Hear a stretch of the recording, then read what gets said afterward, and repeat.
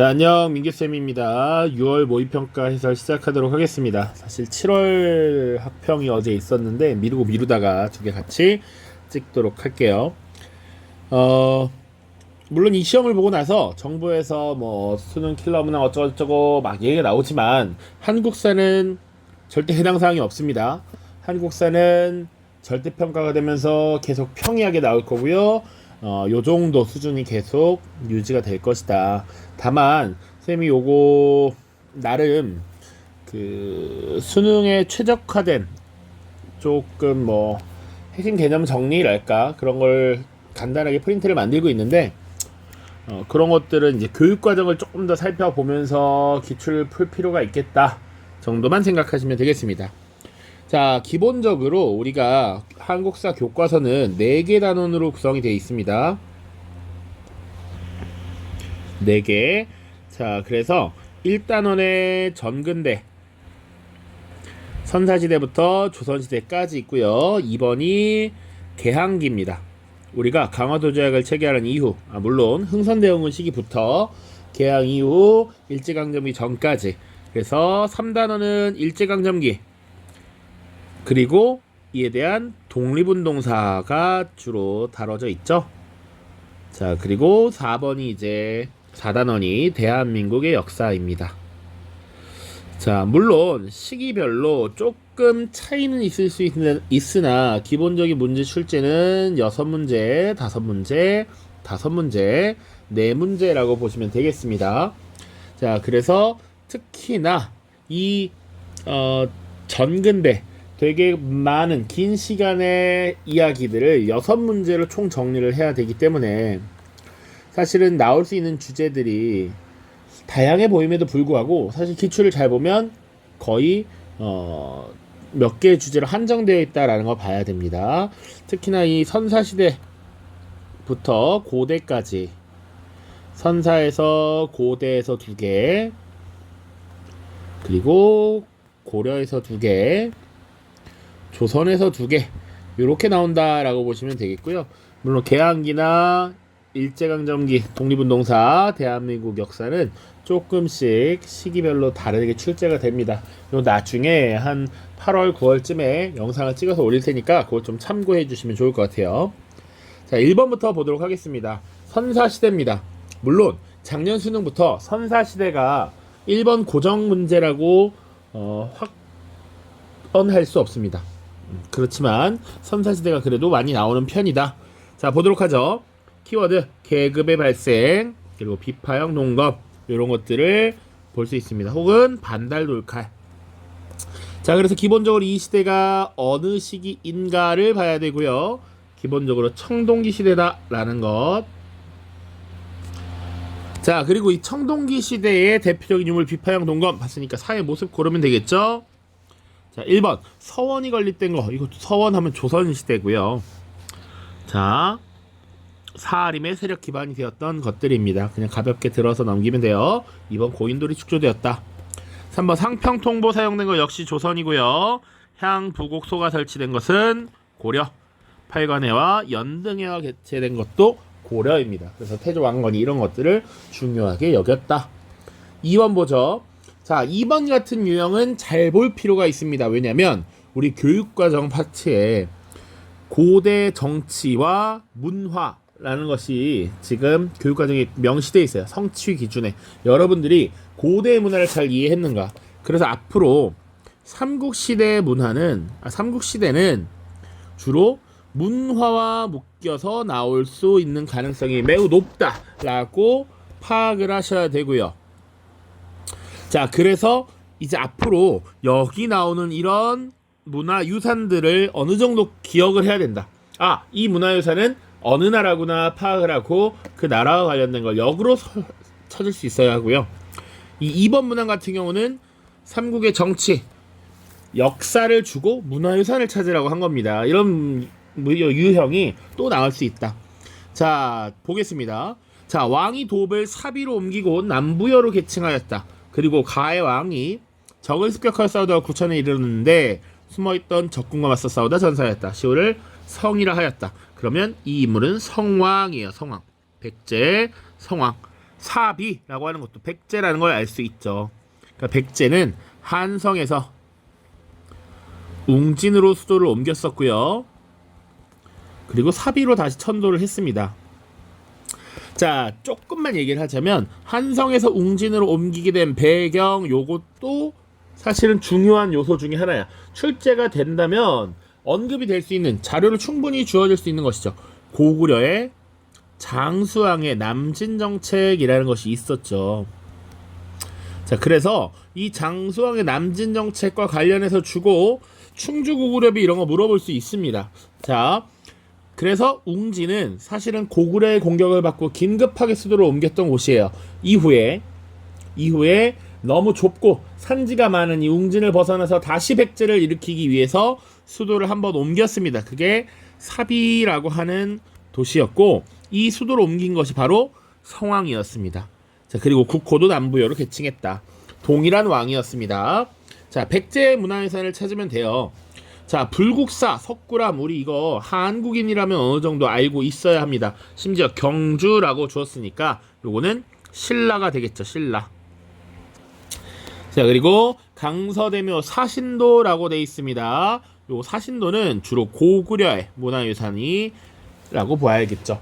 고구려의 고분에서 많이 발견되는 도교의 책체가 담긴 문화유산입니다. 백제금동대항로라고 나와 있잖아. 백제까지 줬죠. 백제금동대항로. 자, 삼국유사 쓰여진 건 고려시대, 고려 후기가 되겠고요. 1년이라는 사람이 썼고, 자, 고조선이 역사가 담겨 있습니다. 그래서 단군을 우리 민족의 시조로서 기록을 하고 있죠. 자, 수원화성은 조선시대의 정조 때입니다. 자, 그래서 고려도 마찬가지고요. 이 문화유산을 가지고 언급을 할 수도 있다. 그래서 이제는 볼 때 기출되는 문화유산은 각 국가와 매치는 시켜야 한다. 그 정도 기본으로 보고 가겠습니다. 3번 보도록 하죠.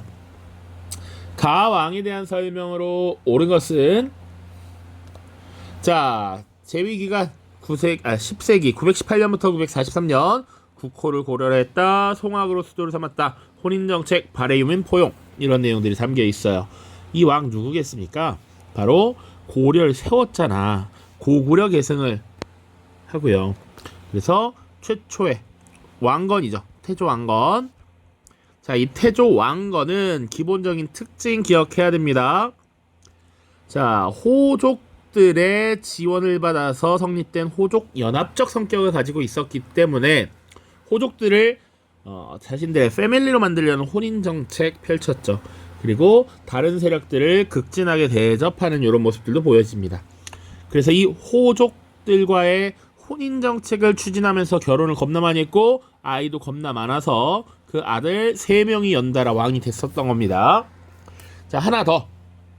고려의 왕을 단독으로 물어볼 수 있어요. 지금 문제처럼 주로 물어볼 수 있는 건 태조 왕건, 그리고 광종 물어볼 수 있겠고요. 혹은 성종 물어볼 수 있습니다. 혹은 31대 왕 고려 후기 공민왕까지는 물어볼 수 있겠다.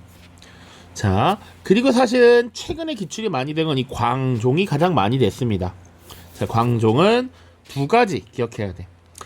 후주 사람 쌍기의 건의를 받아서 실시한 과거제, 그리고 호족들의 세력을 약화시키기 위해서 시행한 노비안건법. 자, 노비안건법. 그래서 자료로 이걸 주고 광종인지 알아? 그 다음 정답은 과거제, 혹은 과거제 물어보고 정답은 노비안건법, 이렇게 물어볼 가능성이 높습니다. 그리고 태조왕건도 가능하고요. 자, 그래서 태조왕건에 대한 설명 찾아야 됩니다. 1번 교육 입국조서를 반포하였다. 자, 교육이 나라를 세우는 근본이다 라고 하는 내용이에요. 고종입니다. 고종. 조선시대에 개화정책을 추진하고 근대화를 이끌었던 왕이죠. 전국에 척화비를 건립하였다. 왕으로 따지면 고종 때인데 사실 척화비를 건립한 것은 고종의 아버지였던 흥선대원군이죠. 3번 치안유지법을 제정하였다. 요거 일제강점기입니다. 일제가 1920년대에 소위 문화통치라는 걸 실시하면서 일부 자유를 조선인들에게 허용했단 말이야. 그러나 치안유지법을 제정해서 반일 운동을 하는 이런 정치 세력들을 탄압하는 이런 악법을 제정하죠. 4번 경국 대전을 편찬하였다. 조선시대 시작은 세조 때 시작했다가 완성은 성종 때 이루어졌죠. 그래서 항상 성종이라고 하는 왕은 통치체제, 국가의 기틀을 완성한 왕이다. 기억해야 됩니다. 자, 5번 후 삼국을 통일하였다. 이게 정답이 되겠죠. 후 고구려 이걸 무너뜨리고 고려가 들어섰는데 고려와 후백제, 신라, 후 삼국 시대를 다시 통일하였다. 4번입니다. 자, 이건 조선시대에 관련된 문제인데요. 양란도 출제 가능성이 높습니다. 자, 양란 중에 하나입니다. 왕 인조 나왔어. 사실 여기서 끝나도 돼. 공부를 좀 했으면. 청나라가 쳐들어왔고 남한산성으로 도망갔고 복림대군이 사로잡혔어. 삼전도에서 항복했어. 바로 나와야 됩니다. 병자 호란이라고 하는 전쟁이죠. 조선시대에도 여러 왕이 나올 수도 있고요. 이 두 차례 전쟁이 나올 수도 있습니다. 왕이 나오게 된다면 나올 수 있는 왕은 선생님이 최근에 조금 보니까 오히려 세종 그리고 성종 나올 수 있고요. 그리고 선조와 인조 같은 왕도 중요한데 임진왜란과 병자호란으로 나올 거고 보통은 영조 그리고 정조가 나올 겁니다. 이 4명 정도만 봐도 될 것 같아요. 물론 태종 이방원도 나올 수 있긴 하지만 가능성이 조금 희박해진 것 같아. 자, 그래서 요 4명 그리고 두 차례 큰 전쟁 임진왜란과 병자호란 전근대는 선사시대 구석기 시대 기원전 약 70만 년 전부터 1800년대까지 다뤄야 되는 시기인데 고작 6문제를 내야 되니까 진짜 중요한 핵심 개념이 아니고서야 묻을 수가 없습니다. 자, 지금 그 중에 병자호란이 지금 출제가 됐다. 그래서 병자호란의 영향이야, 영향. 자, 1번 대가야가 멸망하였다. 대가야는 신라 진흥왕 때 진흥왕의 공격으로 이제 가야 연맹이 사실상 해체되었다라고 봅니다. 562년이야. 그래서 이때 가야의 왕족이 신라의 진골귀족으로 편입되면서 김유신 같은 인물들이 신라에서 활약하게 되죠. 별무반이 편성되었다. 고려시대고요. 윤관이라고 하는 인물이 여진족을 상대하기 위해서 만든 특별부대였습니다. 3번이 정답이죠. 북벌론 북쪽에 있는 오랑캐를 정벌하러 가자라는 거야. 조선의 입장에서 이 청나라는 여진족이 세운 오랑캐란 말이야. 이 오랑캐에게 우리가 치욕을 당했기 때문에 이것을 복수하고 정벌하러 가야 된다라는 것이죠. 자, 요렇게도 나올 수 있어요. 북벌론이 대두되었다. 반면 오랑캐지만 배울 것이 있다라고 하면 북항론도 이때 일부 제기되었죠. 그것도 같이 기억해두자. 4번 삼국간섭이 발생하였다. 요것은 청나라와 일본이 사실상 한국에서의 주도권을 두고 전쟁을 벌였어. 그 결과 일본이 승리를 했고요. 시모노세키 조약을 체결했습니다.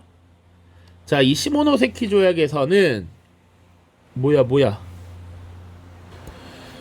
자, 타이완 지역을 넘길 것 그리고 랴오둥 지방을 넘길 것이라고 이야기를 했던 겁니다. 중국이 일본에게 땅을 넘기기로 했어. 자, 자세한 개념 설명 강의는 아니니까 한반도가 이렇게 있고 일본이 이렇게 있으면 요 바다 건너에 있었던 땅, 섬 타이완 가져가는 걸로 이야기를 했고요. 그리고 여기 이 랴오둥 지역을 일본이 가져가기로 합니다. 자, 그런데 이 오른쪽에서 점차 남하하려고 계획하고 있었던 러시아 입장에서 이게 되게 거슬렸어. 일본이 대륙으로 진출하려는 것. 그러면 러시아의 이익과 관계가 있다라고 여겼기 때문에 이 랴오둥 반도는 선 넘었다. 니네 돌려줘라 라고 한단 말이지. 그래서 러시아가 프랑스와 독일을 끌어들여서 일본에게 압력을 넣는 것. 이게 삼국 간섭이었어요. 자, 5번입니다. 쌍성 총관부. 요거는 원나라의 침입을 받았을 때죠. 고려시대 때입니다. 고려시대. 5번 보죠. 가에 들어갈 내용으로 가장 적절한 것은 자, 이자겸, 척준경, 묘청의 서경천도 운동. 요거 교과서에 있는 소주제를 물어보는 겁니다.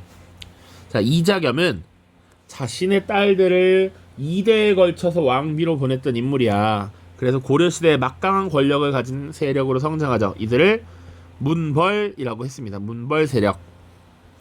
자, 묘청의 서경천도 운동도 마찬가지야.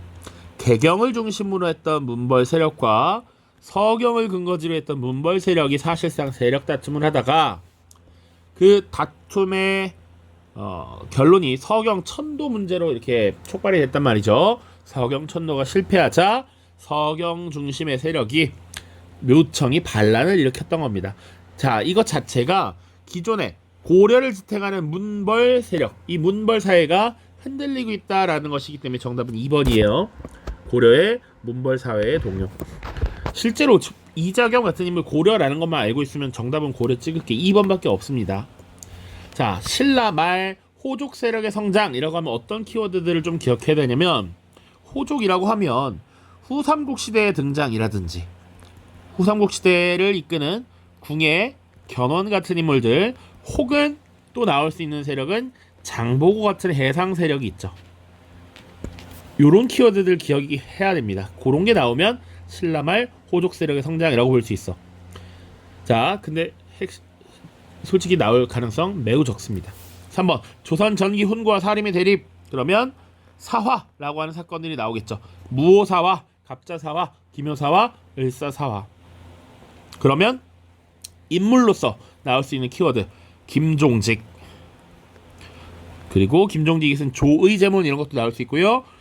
조광조 이런 것들 나올 수 있습니다. 인물들. 자, 조선 후기 탕평 정치 추진 영조와 정조 나와야 하고요.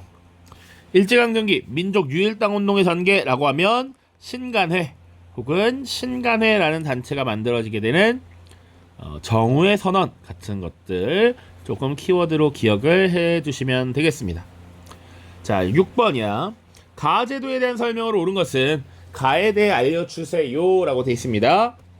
곡물을 토산물 대신 토지 결수에 따라 쌀 등으로 징수됐어요. 박납의 폐단을 바로잡기 위해 실시됐어요. 광해군 때 시작됐어요. 자, 요거는 조선 후기 세금제도 개편이라는 주제로 봐야 됩니다. 자, 6번이니까 우리 대단원 1단원에 있는 문제가 다 끝났어. 그러니까 지금 조선시대 문제 하나는 병자호란이라고 하는 전쟁이 나왔고요. 6번에 지금 조선 후기 세금제도 개편이 나온 겁니다.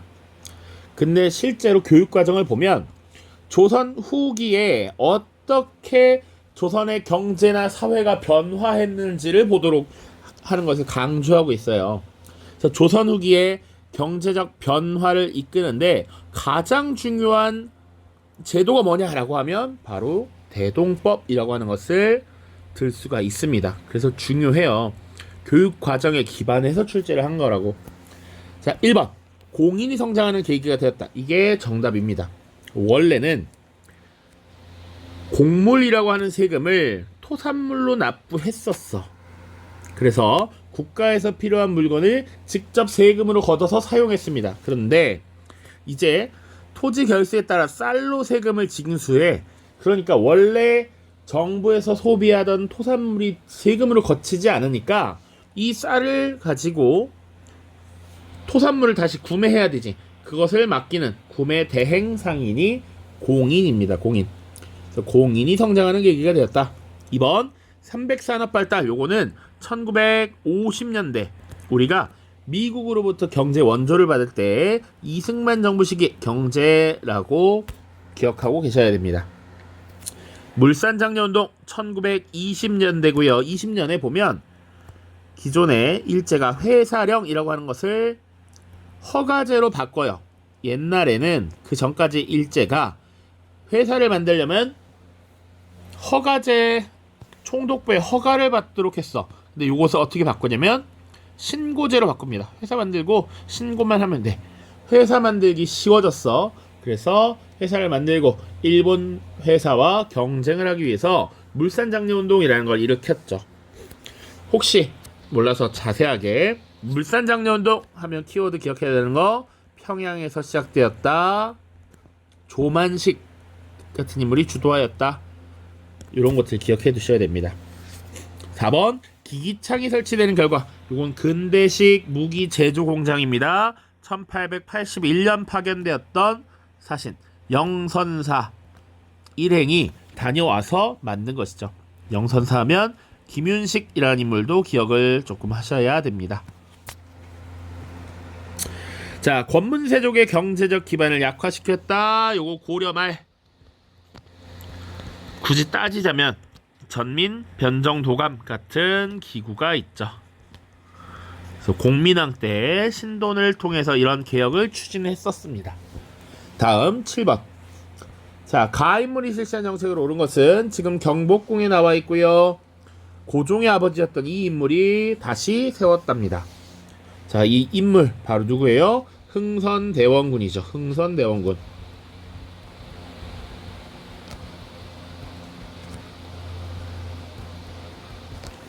자, 흥선대원군이 실시했던 정책 봐야 됩니다. 정동행성 이문소 요거 기억해야 됩니다. 출제가 될 수 있는 부분 고려의 공민왕.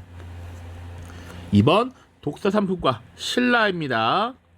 요거 1번은 고려였고요. 신라의 원성왕 때입니다. 신라 후기입니다. 자, 독서 수준을 3개의 등급으로 구분해서 관리의 승진이나 임용에 참고하는 자료였죠. 사군 육진을 개척하였다. 세종이고요. 이것도 나올 수 있는 선지입니다. 호포제 시행하였다. 이게 정답이죠. 호, 집집마다 군포를 납부하게 해서 백골징포나 황구첨정 같은 문제를 해결하려 했던 겁니다. 마한을 복속했던 건 백제 근초고왕이 되겠습니다. 자, 8번 봅시다. 자, 요거 선생님이 봤을 때 요게 그나마 좀 어려웠을 것 같아요. 공부를 안 했다면 어렵지 않는데 요것도 나중에 내용 정리 강의에서 간단하게 언급을 하겠습니다. 자, 가나 시기 사이에서 있었던 사실로 옳은 것은 자, 군국 기무처 회의 총재는 김홍집이 맡고 이게 끝이야. 힌트는. 자, 근데 이 군국 기무처라고 하는 기구는 제1차 가보개혁 시기에 개혁을 총괄하던 기구였습니다. 1894년의 일이고요. 임금이 모든 관을 이끌고 어쩌고저쩌고 해서 환구단에서 황제에 즉위했다. 대한이라고 광무라는 연호를 사용했다. 요거 지금 대한제국을 선포한 것이죠. 요게 언제냐면 1897년입니다. 자, 그래서 요 사이 시기에 있었던 일을 묻는 거예요.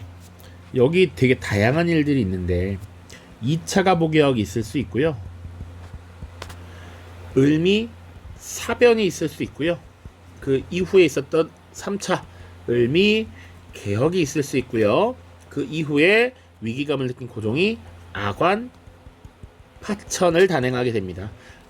러시아의 공사관으로 옮겨서 피신하다라는 의미야. 자, 답 나왔죠? 1번 아관 파천이 단행되었다. 자, 요게 94년, 95년, 96년의 일이에요. 요 1년의 과정들 대략 스토리를 알고 있느냐 정도야.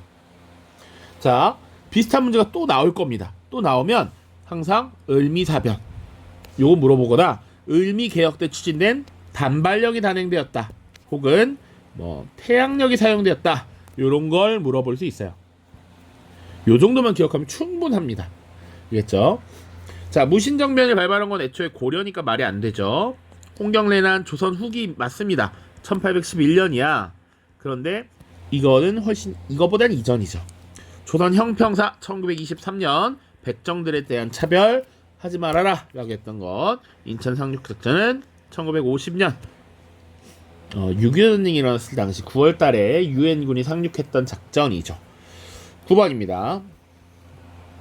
자, 일본의 경제 침략에 맞선 구국운동. 자, 요것도 사실은 맨날 나오던 국채보상운동이 안 나와서 어려움을 느꼈을 수는 있다. 근데 그렇게 죽을 만한 문제는 아니다. 방공령 보안의 국채보상운동. 경제적 구국운동 중에 하나를 찾으면 되는 거야. 자, 그런데 노급의 폐지 이런 게 구국운동과 관련이 있냐 이거죠. 자, 노급의 폐지 신라 신문왕 때 왕권을 강화하고 진골 귀족 세력을 억제하기 위함이었습니다. 균역법 조선의 영조라고 하는 임금이 군역의 부담, 군포의 부담을 줄여주기 위해 시행한 법이었고요. 새마을운동은 박정희 정권 전민변정동함의 설치 고려 공민왕 때죠. 정답은 바로 황국중앙총상회를 조직했다라는 겁니다. 당시 물론 일본뿐만 아니라 청나라 여러 나라들이 지금 경제적 침략을 이렇게 해오고 있어. 이에 맞서서 대응하기 위해서 상인들이 만든 단체입니다. 상인단체 황국중앙총상회 기억하셔야 됩니다. 자, 그리고 이런 주제가 나오면 이제 국채보상운동이나 방공령이나 보안의 얘기를 할 수 있다라는 거. 가장 높은 건 단독으로 자주 출제되는 국채보상운동, 요게 가장 크고요. 최근에 기출된 것 중에 조일 통상장정이 있었으니까 방공령 얘기도 하나만 기억을 해두십시오. 자, 10번입니다. 밑줄 친 이 조약의 결과로 옳은 것만을 보기 위해서 고른 것은, 자, 요것도 일제 국권 피탈이라고 하는 주제로 하나가 나올 텐데, 지금까지 사실은 을사늑약만 계속 출제됐습니다. 작년부터를 기준으로 보는 겁니다. 자, 보시면 민영환이 자, 유서를 남겼고요. 강제로 체결된 이 조약을 파기할 것, 오적을 처단하라는 상소를 올렸다가 뭐 이런 내용이죠. 그러니까 민영환이 자결을 했다라는 것도 하나의 힌트가 됩니다. 이거 자체로. 이 조약은 을사늑약이에요. 을사늑약. 지금까지 을사늑약만 출제가 사실은 됐습니다. 자, 을사늑약과 함께 뭐가 출제될 수 있느냐라고 하면 정미 7조약이라고 하는 한일 신협약이라고도 합니다. 요게 그나마 출제 가능성이 있다. 두 가지. 자, 이 조약의 결과 보시면 통감부가 설치되었다. 요거 맞습니다. 그래서 이토 히로부미라는 인물이 통감으로 왔고요. 이 인물이 나중에 1909년에 안중근 의사에게 저격이 되죠. 부산 원산 인천이 개항되었다. 강화도 조약. 조일 수호 조교에 대한 내용이고요. 대한제국의 외교권이 강탈되었다. 맞고 청과 일본의 군대가 동시에 철수하였다. 요거는 자, 갑신정변 이후에 청나라와 일본이 서로 체결한 텐진 조약에 근거한 내용입니다. 그래서 기억과 디귿이 정답이 되겠다. 자, 11번. 선생님이 좀 더 자세히 설명한다고 벌써 시간이 27분이 돼버렸네요. 11번입니다. 자, 가에 들어갈 내용으로 적절한 것은 라고 돼 있어요. 자, 모금운동을 벌여서 독립문을 건립했어. 러시아 이권 침탈을 규탄하였어. 요 단체 네 글자라고 나와 있죠. 독립협회입니다. 독립문, 독립신문이라는 거 나오면 바로 그냥 맞춰야 돼. 자, 그래서 독립협회 활동을 고르면 되는데요. 1번 광주학생항일운동을 지원하였어. 요거 나중에 신간회라고 하는 단체와 관련이 있습니다. 자, 선생님이 생각했을 때 이 신간회라고 하는 단체도 출제 가능성이 있는데 아직까지 2023학년도 대수능 6평, 9평, 심지어 수능, 그리고 2024학년도 대수능 모의평가 6평 4번 지금 안 나왔어. 요거 근데 충분히 나올 수 있는 주제다. 한글 맞춤법 통일을 마련했어. 조선어학회라는 단체고요. 서울 진공작전을 추진하였어. 요거는 의병 중에서 1907년에 있었던 후기의병, 정미의병입니다. 만민공동의 개최, 요게 정답이 되겠고요. 어린이날을 제정하였어. 요것이 천도교 소년회라고 하는 단체입니다. 방정환 선생을 주축으로 해서 활동을 했습니다. 자, 12번 보죠. 자, 학생들이 다시 만세를 외치다. 만세. 이 운동의 영향 보시면 1920년 3월 1일 발발 1주년 끝났죠. 3.1운동입니다. 3.1운동. 그럼 3.1운동의 영향이라고 하면 우리가 사실 교과서적으로 되게 다양한 걸 다루는데 여기서 정답 한번 찾아봅시다. 1번 집강소가 운영되었다. 요거는 동학 농민운동과 관련된 이야기입니다. 자, 동학농민운동이 벌어지면서 1차 봉기, 전주 화약기, 그리고 2차 봉기 이렇게 다루는데, 자, 농민군이 기세가 좋게 황토현 전투, 황룡촌 전투에서 승리하고 전주성까지 점령을 한단 말이야. 자, 전주성을 점령당한 정부군이 청나라의 도움을 요청해서 청나라뿐만 아니라 일본 군대가 지금 조선에 들어와요. 그래서 급하게 이건 아니지, 선 넘었지 해서 전주 화약이라는 걸 맺어.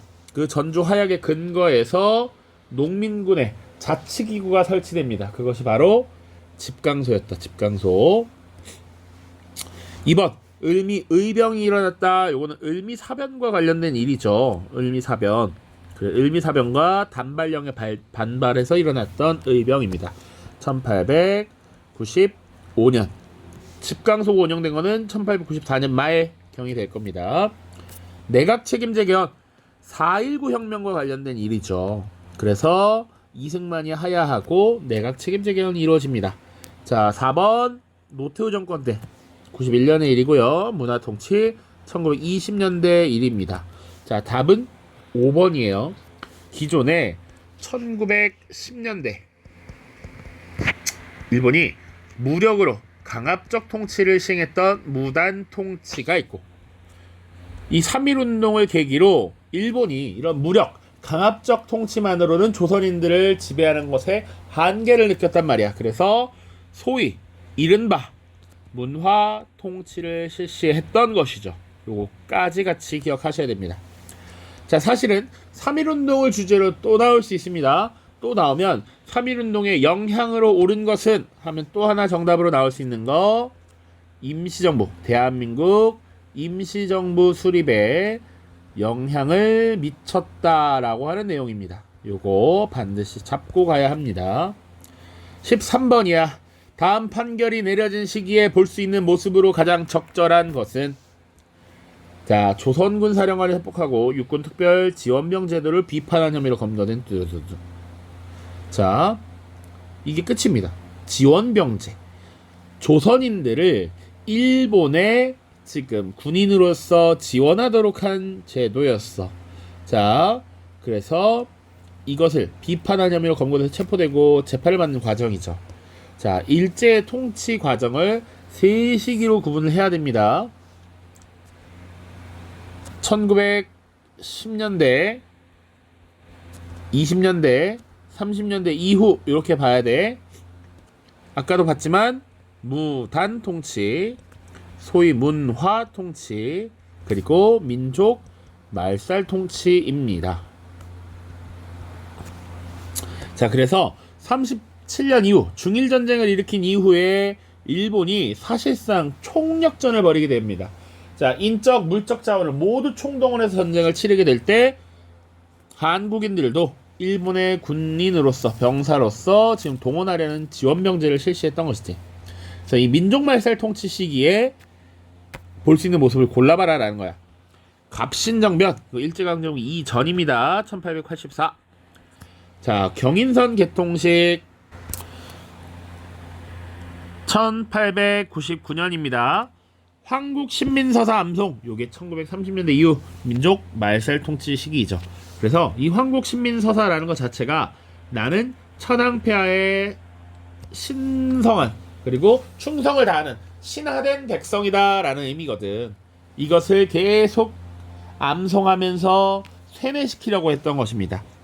자, 신식 무기를 들고 훈련받는 별기군, 요거는 이모군란이라는 사건과 관련이 되죠. 1881년에 창설돼서 82년에 이모군란이라는 사건을 일으킵니다. 5.18 민주화운동 1980년의 일이에요. 요거 기억하셔야겠다. 자, 14번입니다. 밑줄친 이 단체에 대한 설명으로 옳은 것은, 자, 이 단체 김상옥 의사라고 나와 있고요. 이 단체의 단원으로서 종로경찰서에 폭탄을 투척했다. 요런 데서 힌트를 얻으셔야 합니다. 자, 이런 폭탄 투척 의거라고 하면 대표적인 단체 두 개가 있습니다. 김원봉이 이끌었던 의열단과 김구 선생이 리드했던 한인 애국단이라는 두 개의 단체죠. 자, 의열단 이라고 하면 김원봉이 결성했다. 1919년 길림성에서. 그리고 의열단의 활동 몇 가지 기억해야겠죠. 김상옥 의사 있고요. 김익상, 나석주, 김지섭 같은 인물들이 있습니다. 이 인물들의 활동을 김상옥 의사 대신 넣을 수 있습니다. 자, 그리고 의열단에 대해서 또 물어볼 수 있어요. 자, 요 정도 알고 계시면 되고, 한인애국단이라고 하면 김구 선생 당연히 나오고요. 2명, 이봉창과 윤봉길 의사의 이야기가 나올 수 있죠. 자, 그래서 정답 바로 1번에 있죠. 김원봉의 주도로 결성되었다. 1919년에 길림성에서 만들어집니다. 자, 2번 교조신원운동. 이거는 교조는 종교의 조상님이야. 교주를 얘기해. 동학과 관련된 이야기고요. 부마항쟁, 부마민주항쟁에 참여했다. 이거 애초에 1979년에 박정희 정부에 대항하면서 일어난 일입니다. 전혀 관계가 없다. 오산학교와 대성학교를 건립한 단체 신민회라는 단체가 있고요. 김규식을 파리강화에 파견한 것은 대한민국 임시정부입니다. 임시정부. 자, 가에 들어갈 내용으로 가장 적절한 것은, 자, 1930년에 조사한 통계자료에 따르면 전체 한국인 가운데 한국을 어쩌고저쩌고 한글. 자, 지금 결론 보면 문맹률이 높은 상황에서 한글 보급 등을 목표로 문맹을 줄이기 위한 민족운동을 펼쳤다라는 내용이 들어가야겠죠. 자, 과거제 도입은 고려시대 얘기잖아. 고려시대 광종 때. 근데 지금 시기적으로 1930년이라고 나와있죠. 시기적으로 맞는 것도 사실은 없어요. 홍문관이 설치되었다. 조선의 성종이라고 하는 왕때죠.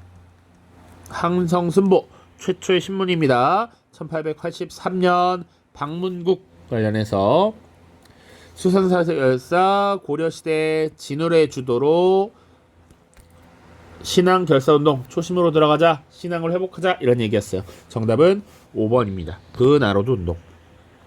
자, 브나로드 운동 민중 속으로 라는 의미이거든.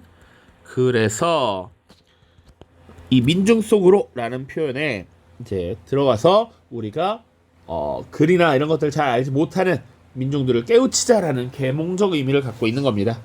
브나로드 운동. 자, 혹은 사실은 문자 보급 운동 같은 것도 있었습니다. 근데 문자 보급 운동이라고 답을 주면 사실상 이거 너무 초딩 문제가 돼버리니까 브나로드 운동이라는 것을 준 것이다. 자, 16번입니다. 가에 들어갈 내용으로 가장 적절한 것은 독립운동가이자 역사학자였던 이 인물, 을지문덕, 독사실론, 조선 상고사, 이런 내용들 힌트가 될 수 있습니다. 자, 독사실론, 민족주의 역사학에 대해서 그 지표를 제시한 이론서라고 보시면 되고요. 조선 상고사, 고대 역사를 연구를 많이 했습니다. 이것도 그렇고요. 이 표현도 그렇고요. 자, 이 인물은 그래서 신채호구나 라는 느낌을 받으셔야 돼. 역사학자는 지금 추세에서는 신채호 선생과 박은식 선생만 출제가 가능할 것 같습니다. 자, 아니면 백남은 선생 정도 출제가 되는데 가장 네임드는 역시 신채호예요. 신채호. 자, 그래서 신채호, 을지문덕과 같은 영웅전, 독사실로, 조선상고사, 그리고 뭐 했냐면 정답인 3번 조선혁명선언이라고 하는 거예요. 자, 이 신채호는 대한민국 임시정부에서도 활약을 했습니다. 자, 그런데 신채호는 기본적으로 무장투쟁을 통해서 일본을 깨부수고 우리가 독립을 쟁취해야 된다라고 생각을 했어. 자, 그런데 임시정부는 초기에 외교를 중심으로 활동을 했거든요. 그리고 성과도 사실 눈에 띌 만한 게 있지 않았어. 그래서 신채호는 기본적으로 임시정부를 해체하고 새로운 단체를 만들어야 한다라고 했던 창조론의 입장에 속해 있었어요. 자, 그래서 이 의열투쟁을 벌이는 의열단의 활동에 되게 만족스러워했고, 이런 활동이 계속되어야 한다라고 하면서 의열단의 행동 지침이자 강령이라고 할 수 있는 조선혁명선언을 작성합니다. 기억해야 돼요. 신채호. 자, 그러면 나머지 보기에서 뭘 기억해야 되느냐? 한국 통사를 저술하다. 한국의 통증의 역사야. 한국의 역사 전개에서 아픔이 있었던 역사를 기록한 게 한국 통사입니다. 이것이 박은식이 저술한 책입니다. 자, 그리고 박은식 하면 또 기억해야 되는 건 임시정부의 제2대 대통령이기도 했습니다. 오케이? 요거까지는 봐야 된다. 자, 시무 28조를 건의한 건 고려시대 최승로가 되겠고요. 조선사회경제사를 출간하다. 이것이 백남훈 선생에 대한 설명입니다. 우리말 큰 사전, 요거는 조선어학회, 최현배, 이긍로 같은 선생들이 되겠지요. 17번 보겠습니다. 다음 내용의 보고서를 작성한 위원회라고 되어 있습니다.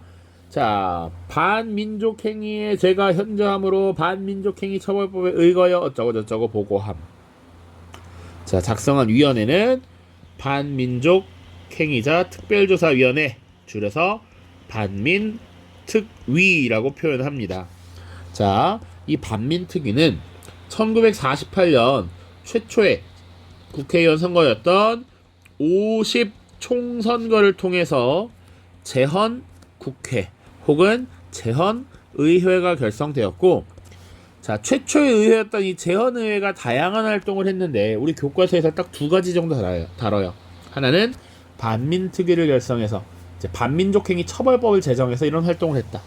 그리고 당시 농업 중심의 사회였기 때문에 농민들에게 농지를 배분하는 농지개혁법이라고 하는 것을 제정했다. 이런 것들이죠. 자, 아무튼 지금은 반민특위에 대해서 물어보고 있어. 자, 지금 보세요. 1번 삼천교육대를 운영하였다. 요거는 전두환 정부 때입니다. 전두환. 제헌국회에 의해 구성되었다. 자, 요 정도야 문제. 나오는 건 심플합니다. 심플해요. 3번 정우의 선언을 계기로 아까 설명한 것 중에 있었어. 신간회이고요. 신간회. 밀립대학 설립운동을 추진한 건 밀립대학 기성회라는 것입니다. 1920년대에 주로 활동을 했습니다. 애초에 단체 이름은 밀립대학 설립 기성회 이렇게 나와요. 조선인민공화국 수립을 선포하였다. 1945년에 여운형이라고 하는 인물이 일제가 패망하자 우리 국가를 만들기 위해서 이런 조선인민공화국 선포를 하게 됩니다.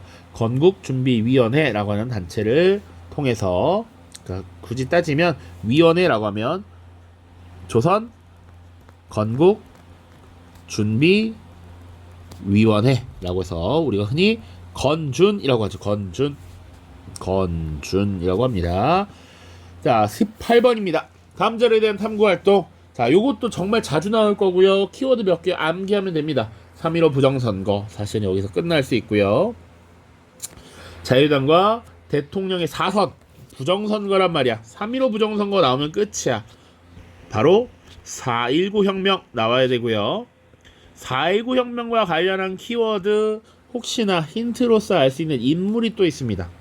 이기붕의 당선 혹은 마산에서 김주열 군의 시신이 발견되었다. 요 정도 기억할 수 있고요. 영향으로 들어가면 내각 책임제 개헌이 이루어졌다. 혹은 양원제 국회가 수립되었다. 근데 내각 책임제 가능성이 훨씬 높습니다. 자, 1번 이모군란 전혀 상관없죠. 1882년 99년의 반란이었습니다. 60만 세운동 1926년이고요. 3번 4.19 혁명의 전개 과정을 조사한다. 자, 키워드 보면 이모군란이라고 하면 별기군이라는 거 나올 수 있고요. 혹은 이게 카운터인 99님 이런 것들. 혹 60만 세운동이라고 하면 마지막 왕이었던 순종의 죽음, 사망, 서거, 붕어, 승하 이런 표현들 나올 수 있습니다. 4번 제주 4.3 사건의 발발 원인을 파악한다 라고 하면 단독정부 수립 반대야. 1948년에 있었던 것인데 물론 남로당 일부 세력의 시작 그리고 단독정부 수립 반대 운동으로 나타났다. 뭐 이런 것들. 모스크바 3국 외상회의에서 결정된 내용은 세 가지입니다. 세 가지. 이거는 혹시나 출제가 될 수 있는 부분이라 일단 한국에 임시로 민주 정부를 구성케 한다. 자, 2번 그것을 하기 위해서 미국과 소련의 공동위원회를 설치한다. 자, 그리고 사실은 한국이 대한제국 시기에 황제의 국가였고 일제의 강점기를 당하고서 해방한 것이기 때문에 민주주의에 익숙하지 않을 수 있다. 그래서 최고 5년간의 신탁통치라는 것을 실시한다. 이런 내용들이 담겨 있었습니다. 요거는 또 출제가 될 수 있는 부분이라 설명을 했어요. 자, 19번입니다. 밑줄 친 긴급 조치가 발표된 시기. 자, 여러분들 긴급 조치라는 거 나오면 그냥 끝이야. 사실은 이거 박정희 때다. 박정희도요 사실은 조금 더 시기를 구분을 해야 되는데, 박정희라는 인물이 권력을 잡은 게 1961년에 시작해서 1979년에 끝나요. 자, 그래서 61년부터 63년까지는 5.16 군사정변을 일으키고 나서 국가 재건 최고회의라는 것을 개최했을 때입니다. 그래서 군인 시절에 지금 비상사태로서 정권을 잡았을 때고, 63년부터 72년까지는 어쨌거나 대통령 선거에 출마해서 이렇게 당선이 되는 겁니다. 자, 63년부터 67년, 71년, 그리고 72년이 되면 헌법을 개정해서 유신헌법이라는 걸 만들어요. 이 유신헌법을 만들고 나서 79년까지 사실상 이제 독재 정권을 쭉 가져가는 것이죠. 자, 그래서 이 유신헌법의 주요 내용 중에 대통령 간선제가 있습니다. 대통령을 간접선거로 뽑는다. 그리고 긴급조치권, 국가에 해가 되거나 대통령을 비방하거나 하면 긴급조치로서 체포하거나 구금할 수 있다. 뭐 이런 내용이 있는 거예요. 자, 키워드 간선제와 관련해서 키워드 하나만 더. 통일, 주체, 국민, 회의라고 하는 곳에서 대통령을 간접선거로 선출했다. 이런 거 나올 수 있어. 자, 그래서 지금 나와 있는 이 긴급조치권이라고 하면 72년부터 79년 사이라고 보시면 돼요. 자, 이 조치가 발표된 시기야. 유신헌법을 근거로 발령된 긴급조치 1호. 자, 그래서 연표부터 봐야 되는데, 자, 당연히 박정희 정부가 광복 이후죠. 1945년이었고요. 발췌되어나는 이승만 정부의 연장을 위해서 국회에 의한 간접선거에서 직선제 개헌합니다. 대통령 직선제. 6.25 전쟁 중에 1952년이고요. 5.16 군사정변, 박정희가 권력을 잡게 되는 시작이죠. 61년입니다. 일단 확실한 건 박정희 때니까 이 뒤로 가야지. 3선 개헌안 통과. 원래 대통령은 이 시기에 4년 중임제였습니다만 3번까지 대통령을 하겠다라고 헌법을 고쳐요. 그것이 1969년의 일이고요. 이때 대통령이 되고 나서 이제 유신 헌법을 제정하게 되죠. 자, 4.13 호원 조치라고 하는 것은 1987년에 그동안 간선제를 통해서 대통령을 선출해왔던 이런 국민들의 직선제 요구가 묵살되는 사건이었어. 이 4.13 호원 조치 이후에 6월 민주항쟁이 일어납니다. 자, 그런 것들을 생각한다면 당연히 여기가 지금 답이 되겠죠. 라가 답입니다. 라. 남북 공동선언, 최초의 남북 공동선언 2000년입니다. 2000년. 자, 19번 풀었고요. 20번입니다. 밑줄 친 정부에 대한 설명으로 옳은 것은, 자, 문자 그대로 은행이나 증권회사나 금융기관과의 거래 시 실명으로만 거래를 할 수 있다. 요거 금융 실명제입니다. 자, 이 금융 실명제를 실시한 정부는 김영삼 정부예요. 김영삼 정부. 흔히 우리가 YS라고 합니다. 자, 그래서 김영삼 정부가 최근에 몇 번 출제가 되었으니까 잘 받을 필요가 있다. 김영삼 정부 때 있었던 시기. 근데 최근의 일을 다루는 것이죠. 김영삼 정부 물론 이제 30년 됐는데 어쨌거나 김영삼 정부에서 일했던 사람들이 많이 아직 살아있고 평가를 받기에 약간 이르지 않느냐 이런 이견들이 있어요. 그래서 객관적으로 실시된 제도 정책들만 들어갈 겁니다. 같이 중립적인 내용들, 그러니까 금융실명제, 이거는 누가 봐도 금융실명제야, 이런 것들을 통해서 물어볼 수 있다. 자, 김영삼 정부 때 있었던 사실을 골라야 할 텐데, 자, 여기서 한번 정리를 하겠습니다. 자, 지계발급 대한제국식이죠. 광무개혁의 하나였습니다. G20 정상회의를 개최하였다. 이거 개최 그 사실이죠. 이명박 정부입니다. 자, 1차 경제개발 5개년 계획을 추진하였다. 요거는 장면 정부라고도 볼 수 있고 혹은 박정희 정부라고도 볼 수 있겠습니다. 자, 4번 경제협력개발기구 OECD에 가입한 게 1995년이거든. 요게 정답이에요. 요게. 경제협력개발기구에 가입했다. 자, 유상매입, 유상분배, 농지개혁 아까 얘기했죠. 이거 재헌국회에 의해서 1950년에 실시가 되겠습니다. 자, 김영삼 정부하면 언급할 수 있는 거 이거 금융실명제, 경제협력개발기구 가입 혹은 IMF 사태 요까지 같이 기억을 해주시면 될 것 같아요. 오케이? 됐습니까?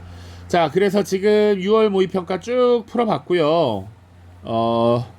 선생님 요거 이제 6월 조금 분석을 하고 나서 이제 내용 정리하고 있는 게 있습니다. 그래서 혹시나 공부를 컴팩트하게 하고 싶다라는 학생은 그것이 완성되면 배포를 할 테니까 공부를 해주시면 될 것 같습니다. 자, 내가 못마땅하면 EBS에 이과생을 위한 한국사 개념이 있습니다. 15강짜리 그거 들으시면 될 것 같아요. 고생했습니다. 안녕.